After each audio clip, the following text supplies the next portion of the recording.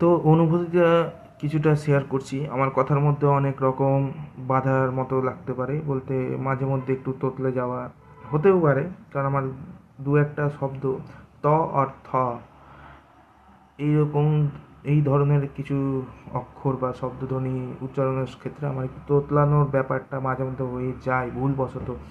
আমি নিজে থেকে করি না। তো যাই হোক, মেন মুদ্রায় আসি।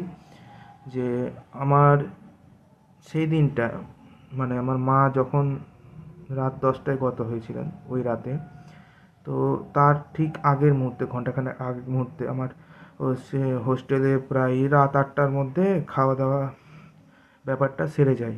রাত্রের যে টিফিন বলা যায় না কেন, তো সেই খাবার টাবারের সময়টা আমার যত কাছে আসছে না, তত আমার ইচ্ছা করছে না যে খেতে চাই বা আদার্স কিছু।